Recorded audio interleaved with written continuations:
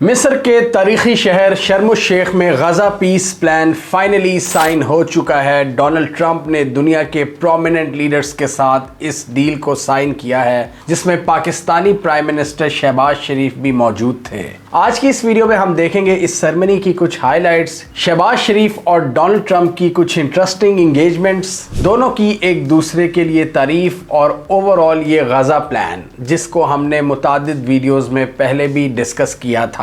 اس کے علاوہ ہم اینڈ پر سمجھنے کی کوشش کریں گے غزہ کی کرنٹ سچویشن، کہ اس پیس ڈیل کے تحت پہلے فیز میں کیا کچھ ہوا ہے اور اس وقت کیا سچویشن ہے غزہ کی، اور پاکستان کی مڈل ایسٹ کی ایکویشن میں ایک ریئر انٹری۔ آئیے جانتے ہیں۔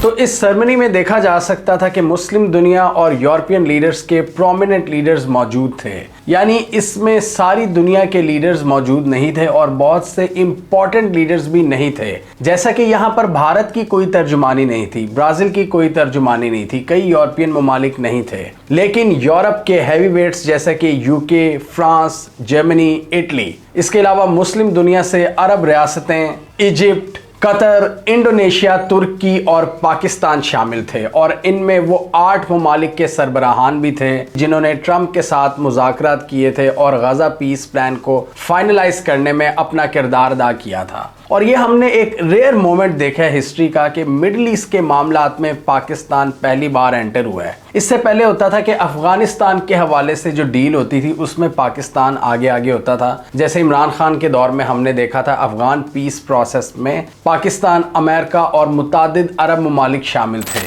اور اس وقت بھی بڑی گرم جوشی ہم نے دیکھی تھی، ایک پازیٹیو سینٹیمنٹ تھا جو بالکل ہمیں اس تقریب میں بھی نظر آیا ہے۔ لیکن اگین اس میں جو حیرت انگیز بات یہ ہے کہ پاکستان اس میں موجود تھا، حالانکہ اس پورے معاملے کا تعلق مڈل ایسٹ سے ہے اور پاکستان کو ٹرمپ نے کافی عزت بخشی، لیکن ہم ٹرمپ کو عزت بخشنے میں بہت آگے نکل گئے، جو ابھی ہم دیکھیں گے۔ یہ معاہدہ ڈونلڈ ٹرمپ نے 3 ممالک کے ساتھ مل کر سائن کیا ہے، ایجپٹ، قطر اور ترکی۔ حماس کی طرف سے ان تینوں ممالک کی کہیں نہ کہیں ترجمانی موجود تھی، اور ڈائریکٹ حماس اور اسرائیل اس سرمنی میں موجود نہیں تھے۔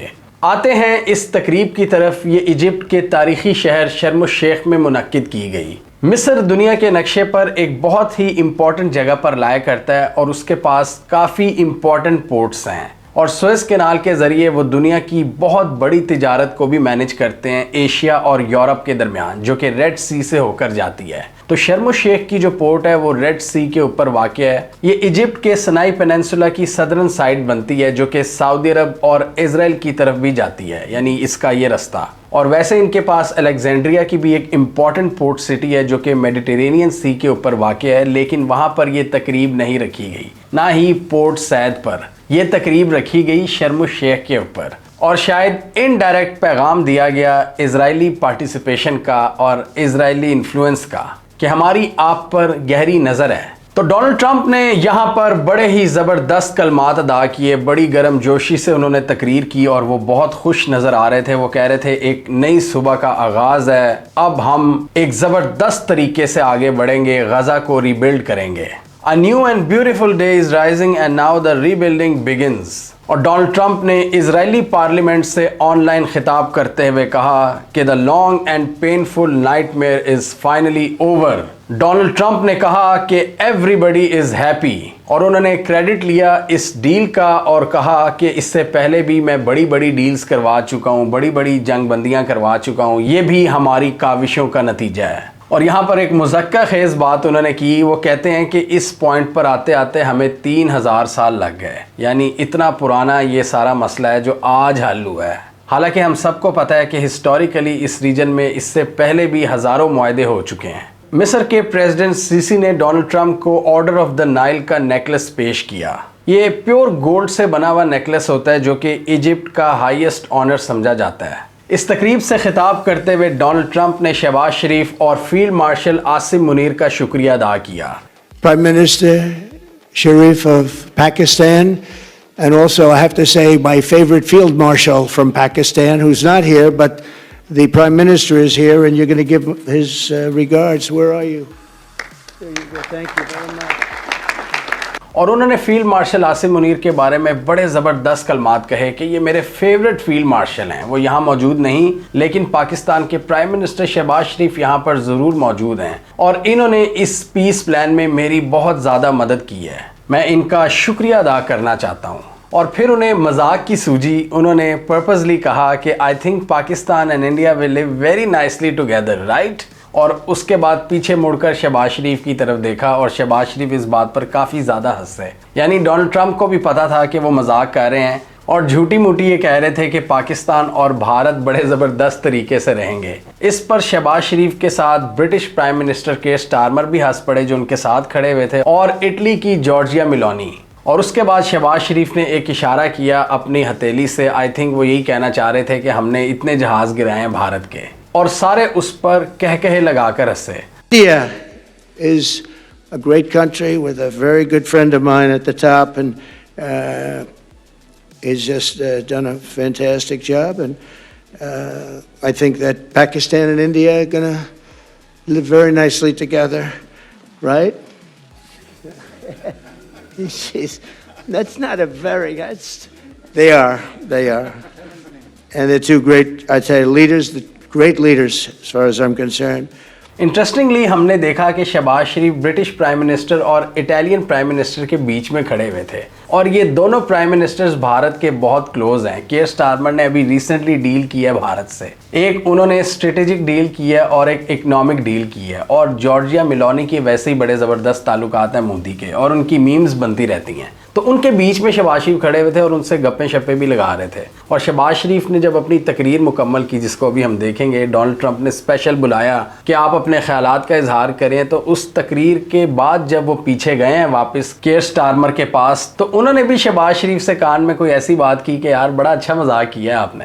تو بہرحال یہ ایک بڑی ہی حیرت انگیز چیز تھی کہ Pakistani prime minister middle east کے ایک معاملے میں یورپین لیڈرز کے درمیان میں کھڑا ہوا ہے اور امریکی پریزیڈنٹ اس کو بلا رہا ہے تقریر کرنے کے لیے. تو تقریر میں شہباز شریف نے پوری فلیٹری کی ڈونلڈ ٹرمپ کی. انہوں نے کوئی کسر نہیں چھوڑی اور انہوں نے کہا کہ ہم آپ کو سلوٹ پیش کرتے ہیں, آپ جیسا پریزیڈنٹ ہسٹری میں نہیں آیا, آپ نے بڑے بڑے معاملات حل کرائے ہیں. مطلب وہ ڈیفینیٹلی پاکستان کی وہاں پر عزت تو بنی ہے لیکن بہت سے لوگوں کا خیال ہے کہ یہ اسپیچ بہتر ہو سکتی تھی جس میں ایک لائن خوش آمد سے بھری ہوئی تھی جو تھوڑے سے ڈگنیفائڈ طریقے میں کی جا سکتی تھی. لیکن اس وقت پاکستان کی اسٹریٹجی یہی نظر آ رہی ہے کہ ڈونلڈ ٹرمپ کو ناراض نہیں کرنا اور ایک بار پھر نوبیل پیس پرائز کے لیے نامزد کر دیا پاکستان نے ڈونلڈ ٹرمپ کو. اس پر تو ٹرمپ صاحب بہت خوش ہوتے ہیں. ٹرمپ کو فلیٹری ویسے ہی بڑی پسند ہے اور یہ کیئر سٹارمر پر بھی الزام لگتا ہے. مطلب جو لیڈرز تھوڑے سے انٹیمیڈیٹ ہو جاتے ہیں وہ ان کے خوش آمد کرتے ہیں, ان پر ڈونلڈ ٹرمپ ذرا ہلکا ہاتھ رکھتے ہیں. اور جو ذرا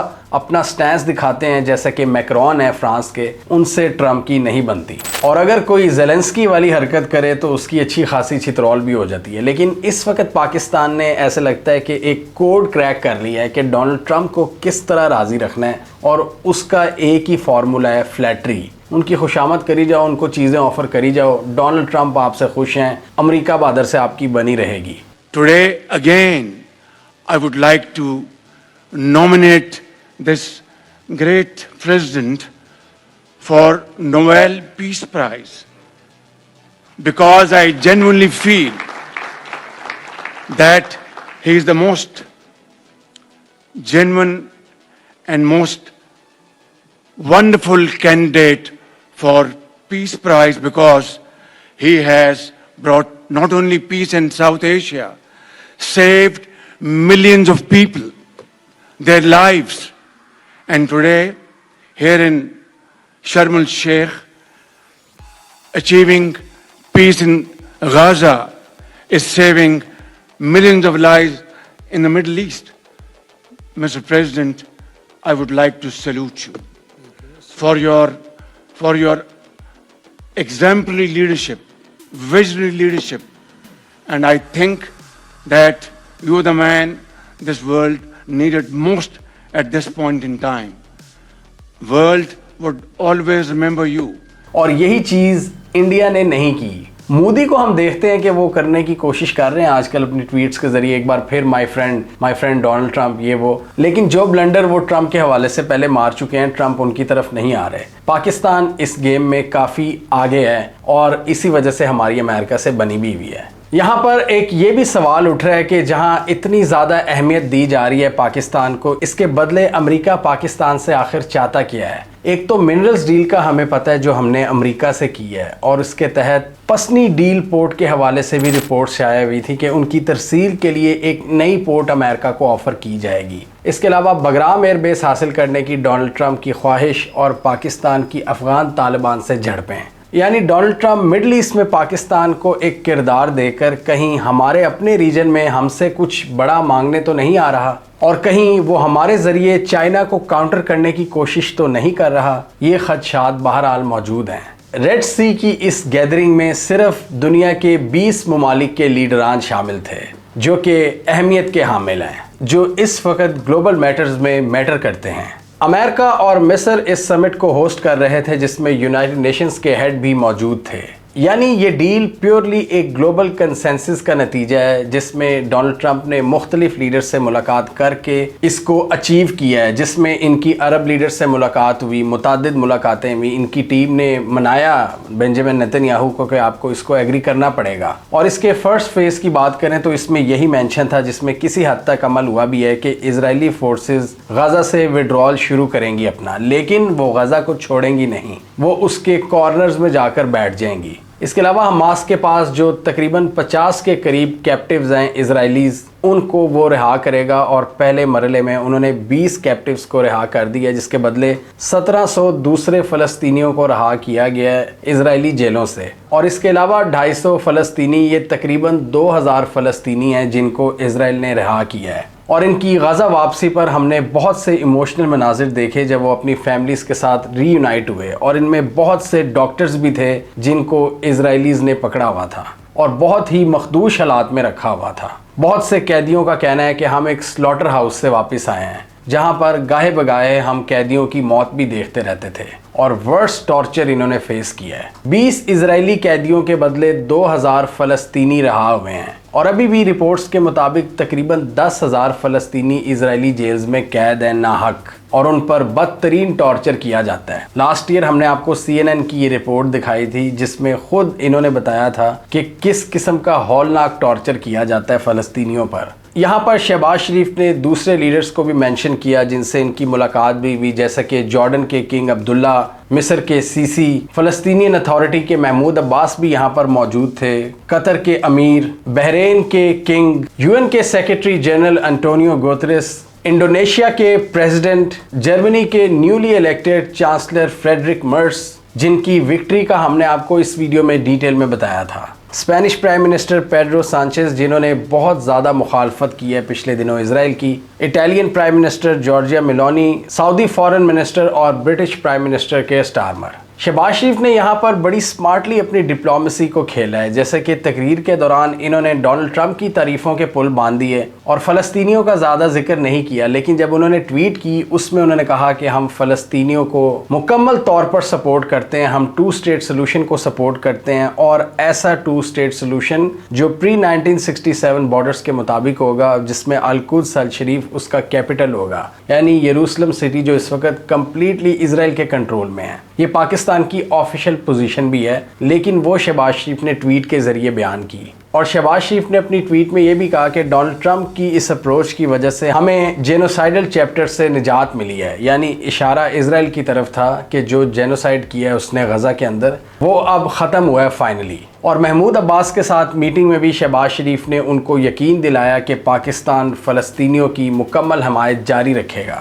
اور خطے میں پیس اور سٹیبلٹی کے لیے کام کرتا رہے گا۔ اب اسرائیل کی بات کریں تو وہ تو 2 اسٹیٹ سلوشن کو مانتا ہی نہیں ہے، اور ڈونلڈ ٹرمپ بھی اسرائیل کی اسی لائن کو فالو کرتے ہیں کہ اسرائیل کا جو ایٹیچیوڈ ہے وہ بالکل ون سائیڈڈ ہے، پوری دنیا کیا کہہ رہی ہے اور اسرائیل ایک طرف کیا کہہ رہا ہے۔ اسرائیل تو کہتا ہے ہم 2 اسٹیٹ سولوشن کو مانتے ہی نہیں ہیں, ہم فلسطین کو ہی نہیں مانتے, ہم فلسطینین اتھارٹی کو نہیں مانتے. غزہ تو ایک سائیڈ ہے نا, دوسری سائیڈ ہے ویسٹ بینک. ویسٹ بینک میں جس طرح کی وہ انیکسیشن کر رہے ہیں اس پر بھی دنیا اتنی آواز نہیں اٹھا رہی, تو اس پر بھی دیکھنا بہت ضروری ہے. خالی غزہ کی سفرنگ تو نہیں ہے, کل کو وہ یہی حرکتیں ویسٹ بینک میں بھی کرے گا اور وہ ٹریلرز دیتا ہے. تو ویسٹ بینک میں اپنی جو یہ سیٹلمنٹس بنا رہے ہیں اس کے تحت ان کا یہی ارادہ ہے کہ پوری فلسطینی پاپولیشن کو کنٹرول کرنا اور ان کو ڈیوائیڈ کر دینا. ایون سیٹلمنٹ جو ہم نے اس ویڈیو میں ایکسپلین کیا تھا, تو وہ ویسٹ بینک کے بھی ان کے اپنے ایجنڈاز ہیں. وہ اپنی لائن سے پیچھے نہیں ہٹ رہے اسرائیلیز, 1 انچ ہٹنے کو وہ تیار نہیں ہے. اس میں بہت سے لوگوں کا یہ خیال ہے کہ ڈونلڈ ٹرمپ کے جو داماد ہیں جیرڈ کشنر, ان کی بڑی دوستیاں ہیں نیتن یاہو سے اور اسرائیلی سے,